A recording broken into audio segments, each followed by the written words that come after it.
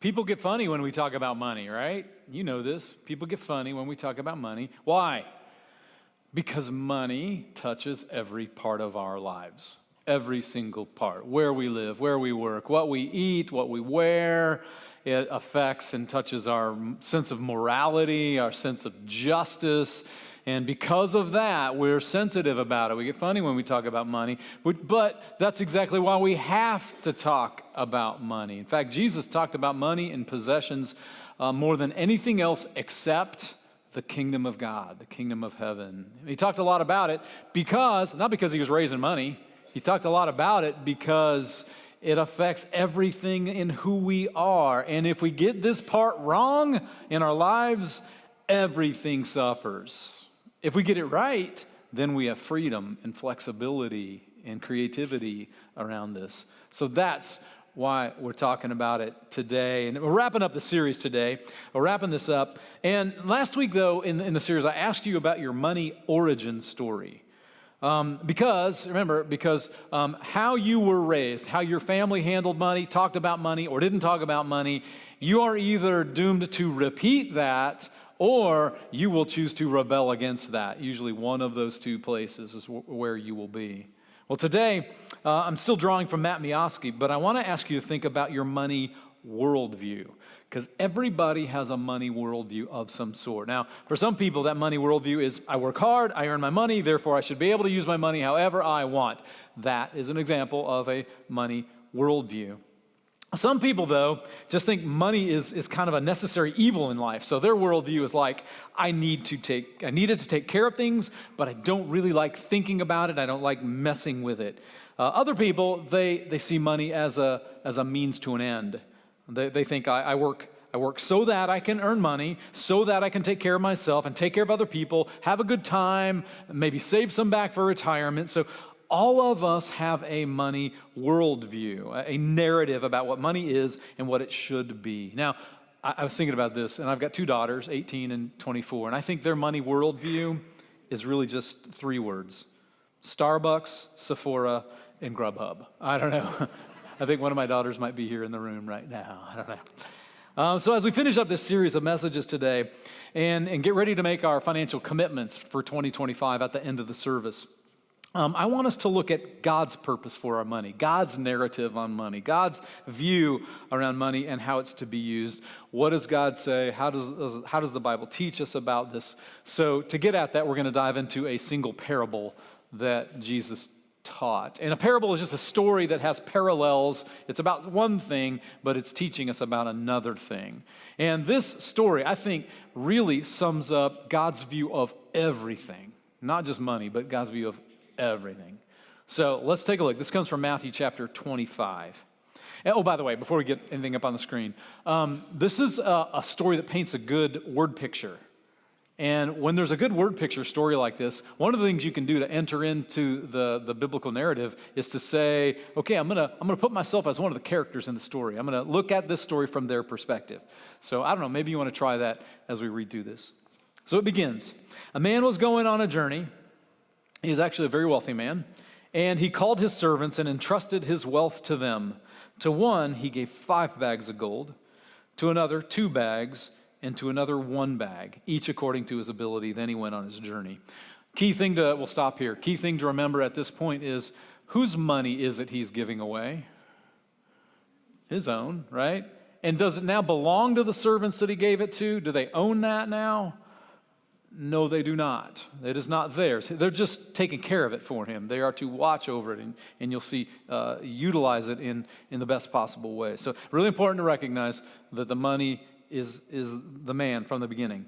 Jesus continues the story. The man who had received 5 bags of gold went at once and put his money to work and gained 5 bags more. So also the one with 2 bags of gold gained 2 more, but the man who had received 1 bag went off, dug a hole in the ground, and hid his master's money. Now, good place to pause here also and remember that this isn't to be taken too literally and say, oh, this is a parable about making money and investing and doubling your money. Find that account, yeah, but that's not what this is really all about. The point is about what do you do with what you have? Do you put it to work? take some risks with it, or do you bury it? That's the question that's forming in this story. Now, Jesus gets to the end, and here's how it begins to wrap up. It says, after a long time, the master of those servants returned and settled accounts with them. That's an important sentence. Settled accounts. The man who had received 5 bags of gold brought the other 5. Master, he said, you entrusted me with 5 bags of gold. See, I have gained 5 more. And his master commended him. Good work. You did your job well. From now on, be my partner. Now then the one who had 2 bags of gold, same thing happens. He comes to the, before his master says, hey, I've doubled this. And the master commends him and says, hey, awesome, come be my partner. And then he gets to the last guy. Then the man who'd received 1 bag of gold came. Master, I know you have high standards and you hate careless ways, that you demand the best and make no allowances for error. I was afraid I might disappoint you. So I found a good hiding place and secured your money. Here it is, safe and sound, down to the last cent. Now the first 2 did something with what they had. It was given to them, but the last guy did not. Why? Fear. He's afraid. And the outcome for that guy and his fear is not good. The text goes on, Jesus telling the story. The master was furious. If you knew I was after the best, why did you do less than the least? The least you could have done would have been to invest the sum with the bankers, where at least I would have gotten a little interest. So the first 2 are rewarded, right, for taking a risk and doing something. The last one, if you were to read the rest of the story, pretty grim.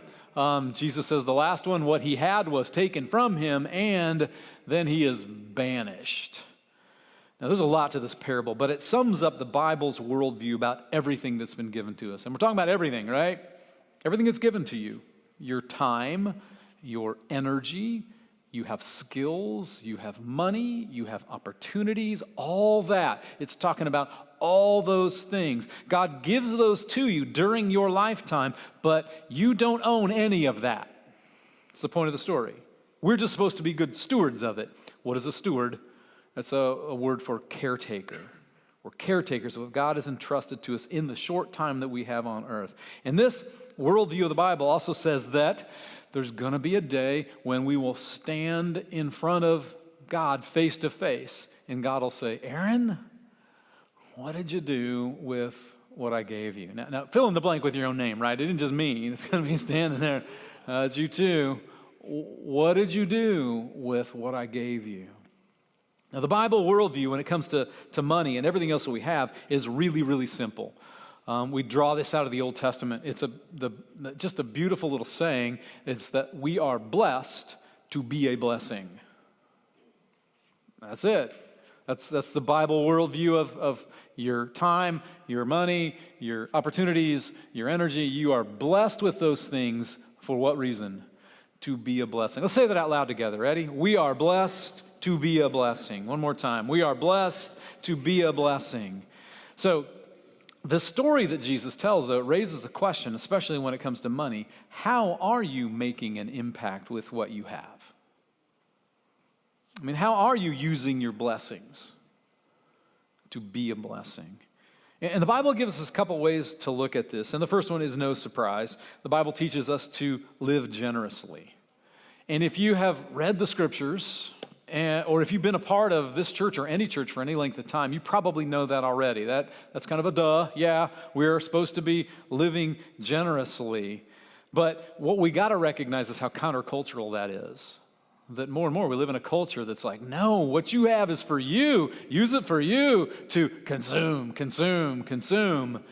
And Jesus comes along and says, no, I hate to tell you this, but not everything you have is for you. It's not all yours. You shouldn't use it all for yourself. Use some of it to bless others and bless the world. You know? Now, this might be the weirdest thing that Jesus asks us to do in a world that's all about getting. Jesus says, no, it is not about getting. He's like, it's about giving, blessing as you have been blessed. Now, what is this? What are we supposed to do? Part of it means that we handle our money faithfully so that we can practice generosity. And that's what we've talked about in the other 2 messages. That means, we're careful about debt. We don't buy into the affluenza culture. We learn how to save wisely and spend intentionally. Those are the things we talked about, so that we can practice generosity and give to people that you care about, people that are in need. I was at Price Chopper a few weeks ago, and you've had encounters like this before too, and probably done the same thing. Price Chopper, and I'm at the self-checkout, and I'm right by the place where the lady stands that kind of watches over everything and takes the thing off your liquor bottles, you know, so you can get out without it going off. Not that any of you do that, right? But so we're there, and I'm there, and the lady's right there, and I just chat with her because I'm a chatty person. I like to chat with people. And I've chatted with her before, and I could tell something was wrong. So I'm like, you okay? And she's like, I just, been working all day. I got a second job after this that I got to go to. Had some stuff happen in my family, and just, I don't know how it's all going to come together. So I bagged up my stuff. I always take my own bags, by the way, bag up my own stuff. And then as I walk out, I hand her the cash that's in my pocket, And she's like, what's that for? And I was like, thanks for chatting with me. And, thanks for being who you are every time I walk in here. And it sounds like things are going rough. I mean, I'm not telling you that that's what you got to do every time. What am I telling you? I think it's recognizing what we have is not ours, and that God sometimes calls us to take what we have in our pocket and give it to somebody. Not every time, but sometimes. And that's one practice of generosity, right? And then there are other practices of generosity. When it comes to like giving toward our church, Janet and I tithe here to the church, and the tithe is to give 10% of your income. Actually, we give beyond the tithe to our church. And why do we do that? Why would we do that? Because we believe in the mission here, and we believe in the leadership here, and we believe in the health of Woods Chapel. But we also give to other places that we believe in. Rainbow Network, that's our connection in Nicaragua, and we support a scholarship student there, like many of you do. And we help whenever there's an opportunity to build more houses. We have taken part in that and building more houses there. We believe in that organization. Another place that we've given a lot of money to this year is Hillcrest Transitional Housing. I don't know if you've heard of Hillcrest, but it's another one. We believe in the leadership. We believe in the mission. We believe in the health of the organization. And we give because they're helping our daughter right now. Every year, we give to the Breast Cancer Foundation and National Public Radio, our alma maters. Those are more one-time gifts here and there. We do a lot of that. And what we end up doing is giving away about 15% of our income every year to help people and organizations we believe in. And that may sound kind of braggy, but I'm just telling you how we do it, because we're trying to be intentional about it. And that's what I want you to be, is intentional about it. Your way is going to look different than our way, right? But just be intentional about it. This is one of the big reasons why God wants us to get a handle on our finances, because when we handle our money faithfully, and we handle it wisely and well, it allows us to be a blessing in the lives of other people. And Jesus put it simply this way: it is more blessed to give than to receive. In other words, this is how you're created to be. There's a better way to live, and that is understanding that we're stewards, never owners. It's easier to give away when you recognize, all right, I'm a steward, I'm not an owner here. So giving is one way we're instructed to be a blessing. But there's another way, to not just consider how we're a blessing while we're here, but how can we be a blessing when we're gone? And that's called legacy giving. But listen, over 2/3 of us in this room and worshiping online, over 2/3 of us have never even thought about it. Over 2/3 of us don't have any legacy plans, don't have a will of any sort. And there are a lot of reasons for that. There are good reasons for that. One of them is, why would I do that? I don't have anything, Isn't that about giving stuff away? I don't have anything to give away. Some people don't do it. Most people don't do it because it sounds morbid. I don't want to think about the end. I don't want to think about death. I don't want, and that's also a pretty good reason. Some of us are just procrastinators. Yeah, that's me. Just put it off. Some of us, we don't know where to start or think we can't afford it. But here's the truth. All of us should be thinking about how we can make a difference to the things and people we care about, not only when we're here, but when we're not. By the way, the purpose of a will is not about what you do with your stuff. The purpose of a will and legacy planning is to make a difference in the lives of people and the things you care about. And it's never too early to think about how you want to make a difference. So I went back in our files this last week to see when we created our first will, Janet and I, and it was back in 2005. And at the time, we just had one kid, right? And I think that was the motivation. I think it was, all right, we have now a family and have been, for 5 years. We should probably figure out something, so we had a kid, but we didn't have anything else. We didn't have any resources to speak of. So we sat down and created our first will. And I noticed, as I looked back at it, that even then, I put in there that if something should happen to all three of us at the time, we have 4 now, but all 3 of us at the time, I wanted 50% of what I had to go to my brother and 50% to go to the church I was serving at the time. And all we had was a couple cars and a little bit in savings, but we were thinking about what that might be able to do someday. Now today is a different story for us. We have a lot more than we did then. And so what we've chosen, Janet and I have chosen, is to tithe our estate. And that means that 10% of whatever we have when we die will go to Woods Chapel because we believe in the mission, we believe in the leadership, we believe in the health of this church. And that is just part of being responsible with what we have and leaving a legacy when we've completed our race. And I want to give you some practical tools real quick if you want to do this, especially because a lot of us don't know where to start. We work very closely with the Missouri United Methodist Foundation. They're right here in the area, and we just trust them so much. They are a great resource to be able to ask questions and kind of get you started. I also serve on the advisory board, the Lee Summit Advisory Board of the Truman Heartland Community Foundation. That is also another great way to begin to figure that out. Sometimes it's easiest just to start with your financial advisor or to begin with a financial advisor. Talk to friends who maybe have an attorney that they've used to do this thing. It's always best to get a referral, from somebody that they trust, that maybe you can trust too. If you want to try this on your own, there is a highly respected free resource called freewill.com that can help and do some guidance there.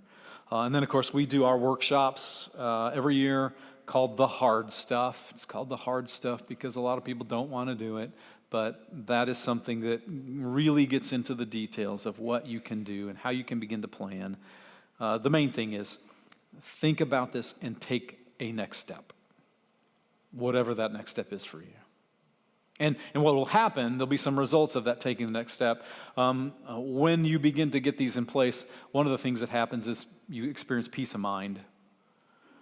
As a pastor, done a lot of funerals, and there's a difference when people are gathered together around a loved one who has made plans and figured these things out beforehand. There's very little conflict when that happens, and there's a lot of peace of mind because they've made their plans. Thinking about planning for a legacy helps us care for others, the people in your life that are important. I mean, some of you have kids or other people that you love in your life. Doing this now ensures that they are going to be cared for in the way that you want them to be cared for. And then there's this. Thinking about legacy gives us an opportunity to be generous in a way that maybe we couldn't when we were alive. I think a lot of us are in a place where man, I want to be generous, and I don't know how to be, but maybe we can make plans that after we're gone, there will be a level of generosity that we can't have while we're here, and take care of the people and the causes and the organizations, the church that we care so much about. So this year, I've met so far with, I think, around 120 people, maybe a little more than that, from Woods Chapel. People who've been a part of the church for a long time, some people that are relatively new. And I know they love God and they love the church, and I've invited them to consider how they can make a difference while they're here, but also how they can make a difference when they're no longer here. And I think it's important to set our church up for success, after we're all gone, after I'm gone, after you're gone. And those of us that love this place, it means asking, do we want Woods Chapel to be a part of the legacy that we leave? And by the way, next year, Woods Chapel turns 50, right? We were started 50 years ago when a pastor was appointed here and started a church in his living room, and then they moved to the basement of a community building in Lakewood, and then they built a building on Woods Chapel, and then here we are. And those people 50 years ago, right? Some of you might be in this room. Those people 50 years ago, they gave so much to create a church that is on mission. And here we are. When it comes to legacy giving, our goal as we celebrate that 50-year anniversary is that 50 individuals or 50 families in the church step up and just let us know, hey, we have made that plan. We've put the church in our legacy planning so that the next 50 years can really happen in beautiful ways. At the same time, though, as I'm talking to those people, I'm not just talking about long-term stuff. I'm talking about the impact that we can have in the next 5 years. And that's what I want to wrap up with, the next 5 years. And there are 5 places that we want to see an impact coming up. The first is in poverty. Make an impact in poverty. We want to expand our partnerships and expand our reach. So right now, we help about 600 families through our food pantries each year. We want to offer that assistance to 3,000 families and update both of our food pantry locations here in Lee Summit and in Raytown. Another way we want to impact poverty is our connection with Nicaragua and the Rainbow Network that works there. Over the past 15 years, we have helped to build 125 homes. In the next 5 years, we want to build another 50 homes. Impacting poverty is huge. We're already doing this. We want to take it up to the next levels. Another big area we want to make an impact is on literacy in our area. So we want to expand our partnership with schools. Right now we have 3 schools that we have partnerships with. We want to expand that over the next 5 years to 7 schools. And what we do when we partner with a school is we're working with children, we're working with teachers, we're working with the overall administration to help in whatever way we can. Primarily our hope and goal is to work one-on-one with kids through the mentorship program, the Difference Makers program, where kids are reading and being read to and encouraged that way. My wife, Janet, is a 4th grade teacher, and she has 21 kids in her class. 20, she's getting a new one tomorrow. 8 of those kids came in barely able to read. 4th graders. Kids need help, and we can be the help for so many kids stepping up. But it's us creating those partnerships that help see that happen. And hungry kids have a lot of difficulty learning, so we want to expand our back snack ministry, which is for weekend nutrition for kids that need it. So we want to expand that from 1,000 kids a weekend to 3,000 kids a weekend. And then we would like to double our summer lunch program to 9,000 lunches served every summer. That's what we do. Another third big impact area that we want to see for the next 5 years is to impact the spiritual life of our area. And this means extending our reach beyond what happens here on any given Sunday or here on any given day of the week. What we recognize is people are spiritual. You know, every time they're surveyed, people say, yep, I'm spiritual, I'm just not religious. Have you heard that? I'm spiritual, I'm just not religious. Well, what we got to do to make sure that we're living out our mission for them is to go where they are. Go where they are. So what does it look like for us to start ministries in apartment buildings? Have you seen any apartment buildings going up around here? I don't know. Are there any? What does it look like to start ministries in apartment buildings? What does it look like to start ministries in businesses and coffee shops and bars? What does it look like?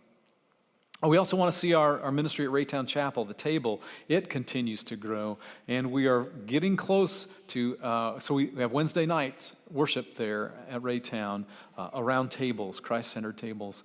We are getting close to having that full on Wednesday nights. What does it look like for us to expand to another night or 2 down the road?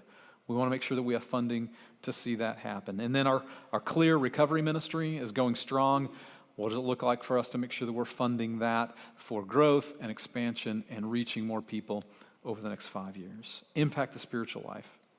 And then kind of a more broad and vague impact is for our future. And this really is about investing in young families, primarily through programming and staffing so that we're reaching, connecting, caring for young families. Also in this future idea is our Creation Care Ministry. We've been trying to reduce our carbon footprint and have done some great things. We're eliminating single-use plastics. We're in the process of that as much as we can. Also talking about creating a minimal carbon footprint by having solar panels here and at Raytown. And then, along with that future, is to create an endowment so that some of the big needs of the future are taken care of, so that our future generations can focus on programming and people and ministry and outreach and not so much on roofs and parking lots and that sort of thing. And then the fifth area of impact is improving our facilities. In a church, facilities are just tools. They are tools. We do not worship our facilities. They're tools to help us live out our mission of connecting people to Jesus. And so it's important to keep our tools in shape, fresh. So updating our lobby, updating our worship areas, especially updating our student ministries building and our Raytown campus. Those are all important. So all that I put in this context. Woods Chapel is healthy and growing in every way and making a difference in eastern Jackson County and beyond. And together, as we give now and as we plan to give in the future, we live out our mission. That's when we live it out, connecting people to Jesus and building a movement where all are included, accepted, and loved. And when we live out that mission, what happens? Lives change. The world changes. And that's why we do what we do. And today's Commitment Sunday for 2025, it's our day. It's your day to say, okay, I recognize, God, I recognize that everything I have comes from you, and here's what I would like to give back to help you do what you're going to do through my church for kids and for student ministries and young adults and adults of all ages and our mission work that we do all year long. And so the commitment cards that we have that are in your seat back, or maybe you brought one in with you, you can do them online too, but they really are just a way to be intentional. And a second step in being intentional, set up electronic giving. It's such an easy way to be intentional in your giving toward mission and ministry at Woods Chapel. And as always, it's not about the amount you put on the card, it's about the intentionality. Talking to God, seeking guidance, living it out, and taking a risk, pushing yourself into that place where it takes courage to do what you're doing. And then that's when we begin to make an impact on poverty and literacy and the spiritual life of our area, our future, our facilities, and our planet. So, all that in the context of that story Jesus taught, saying, hey, we've all been given much. Much is expected of us. We've been blessed in order to be a blessing, and we get to live that out. So you can send your cards in. You can drop cards if you got them today in the boxes, just the normal offering boxes on the way out. But these are the ways that we get to make an impact in our world, in the lives of many. God works in us. God works through us. And for today, that's the good news. In the name of the Father, and of the Son, and of the Holy Spirit, amen.